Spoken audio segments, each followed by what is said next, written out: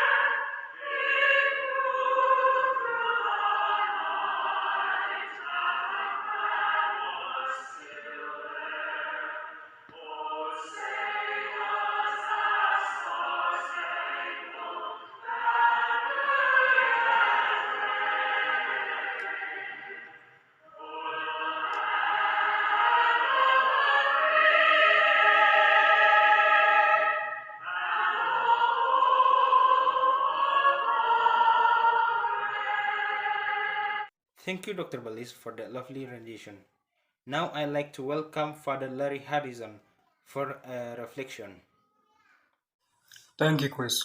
It's an honor to be here with you in even virtually today in remembrance of all these patrons, both living and deceased, who have served so valiantly their country, the cause of liberty, democracy, and our defense as well. We seldom remember adequately the sacrifice that they have made. Many of them continue to carry wounds that they sustained in combat or in some other passion. We remember them. We cherish them. We remember them in prayer, and it will be unfair really to use word prayer. And at this time, since we represent so many different religious, tradition, and philosophical perspectives, for that reason, perhaps, although we are separated by technology and circumstance, we might strive to become one in a spirit of gratitude for the sacrifice that have been made of each of us, for all of us. Let us then enter into that spirit of gratitude in a moment of silence. Amen. Now I would like to introduce the president of Eastern Connecticut State University. Good morning. Thank you for joining us today. In virtual Veterans Day event, in normal times, the Student Center atrium will be full of students, faculty, and staff as well as members of community who are veterans and active military personnel. Even though we are not together today in the same room, I know all of us share our gratitude for the brave and dedicated men and women who have served and they continue to serve of our great nation.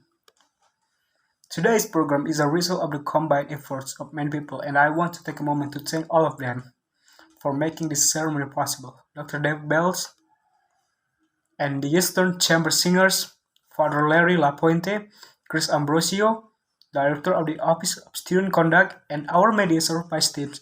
I especially want to thank our guest speaker, Dr. Mel Grove, a retired colonel in the United States Army Reserves. Melgrup is an Assistant Dean of Student Development at Johnson and Wales University. Melgrup is a familiar face on our campus, having served for a number of years as our Assistant Director of Athletics. Thank you, Mel, for taking time for your busy schedule to join us. And we have hundreds of student faculty and staff at Eastern who are veterans and are active in the military. We are the land of the free, only because we are the home of these very, very brave Americans. How can we thank them enough? Wherever you are, please let them know that we are thinking of them. We are not war today, but the scars of our prior wars do not disappear. We can show that appreciation as President Barack Obama noted that several years ago by treating them with respect and by supporting them in the same way they serve all of us every day of the year. Our is a great nation, not because of our military power, but because of the values that our soldiers have sacrificed so much to defend.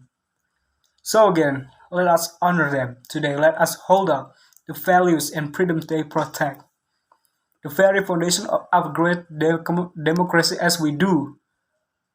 Let us work together for a more just, equitable, and peaceful world for the generation to come. Thank you. Now I would like to introduce our keynote speaker, Dr. Graf, retired colonel who served 13 years in the United States Army, including deployments to Kosovo and Hello, I'm Dr. McGraw. Thank you for the opportunity. I see all that in front of me. The life I live and I know that I have so much to be grateful for all because of a veteran who came before me, who put their life on the line to something so much bigger than themselves. For country, for you, for me, less than 1% of all Americans serve in the armed force, and less than 1% carry the burden of the other 1993%. And with that, people, thank you. More than 230 years after our founding fathers signed the Declaration of Independence, can we even say that we have formed in a more perfect union, established justice, ensure domestic tranquility? Are those things even true in America? Today, at the times, I'm not sure. But one thing that I can say is that over and over again, since the Revolution World War One, World War Three, Korea, Vietnam, and the Gulf War, and the War on Terror, American servicemen and women have lived up for the ideals in the Constitution and have provided for the common defense of this great nation. Sweet land of liberty, of the I sing, more than 3,000 soldiers laid down their lives at Gettysburg, and it was now up to the living to ensure that the government of that people. I'm Franklin Gilbert, and I'm a Marine, and also as a veteran, the moment that I really remember a long time ago, when I was a Marine, I remember that Japanese bombed the Pearl Harbor that morning at 5 o'clock.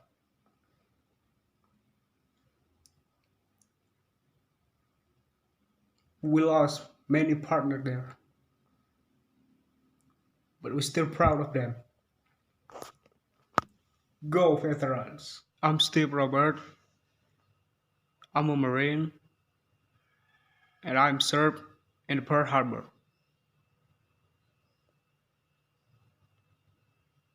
I was there when the Japanese bombed the Pearl Harbor. The message is from Franklin Downey. He said that Pearl Harbor has been bombed by Japanese that morning at 5 o'clock. Go, veterans! My name is Damian Flotz, and I was a veteran, and I was served for the Army from 70 to 79 and spent two-thirds in the Guard of Vietnam. I was there from 70 to 79, doing my duty for country. Go, veterans! Thank you, Dr. Graf. As a President Dwight, the end so were described when issued the first Veterans Day proclamation. This is a day for all veterans organizations, and the entire citizenry to join hands in the common purpose. While we are not able to do so in the student center as we always do every year, I would like to thank you of to thank you all for joining this virtual this virtual event today. Let this be pause in this our day as we take time reflect on the sacrifice of all those who have served in uniform. Thank you.